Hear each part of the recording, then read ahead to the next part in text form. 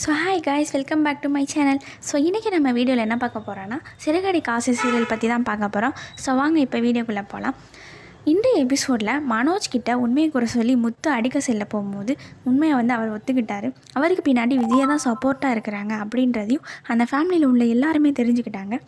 இதை தெரிஞ்ச அண்ணாமலை கோவப்பட்டு மனோஜை அடின்னு அடிச்சிட்டாரு. அதோட அண்ணாமலை விஜயா கிட்ட நான் இனிமேல் உங்ககிட்ட பேசவே மாட்டேன், உன் கையில் ஒரு சொட்டு தண்ணி கூட வாங்கி குடிக்க மாட்டேன் அப்படின்னு சொல்லி சொன்னோடனே விஜயா உடனே என்ன பண்ணுறாங்கன்னா, அவங்களோட ரூமில் போய் டோரை லாக் பண்ணிக்கிறாங்க. இந்த நிலையில் நாளை எபிசோடிற்கான ப்ரோமோ வெளியாகிருக்கு. அதில் முத்து மனோஜ் கிட்ட மீனா கிட்ட போய் நீ மன்னிப்பு கேளு அப்படின்னு சொல்லி சொன்னோடனே ரோஹிணி மனோஜ் ஏன் மீனா கிட்ட போய் மன்னிப்பு கேட்கணும் அப்படின்னு சொல்லி சொன்னோடனே முத்து தவறு செஞ்சவங்க யாராக இருந்தாலும் மன்னிப்பு கேட்டு தான் ஆகணும் அப்படின்னு சொல்லிட்டாரு. உடனே விஜயா இவ பெரிய சீதனை கொண்டு வந்துட்டா அப்படின்னு சொல்லி சொன்ன உடனே அவங்க கையில் இருக்கிற பேங்கிள்ஸை கலட்டி மீனாவோட முகத்தில் தூக்கி எறிகிறாங்க. தூக்கி எரிஞ்ச உடனே மீனாவோட மனசு ரொம்ப கஷ்டமாயிடுச்சு.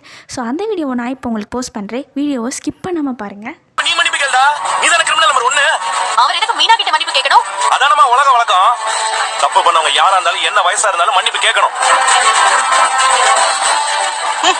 பெரிய உன் அம்மா வீட்டு சீதத்தை கொண்டு வந்த காலனாக்கு பெறாத நகை.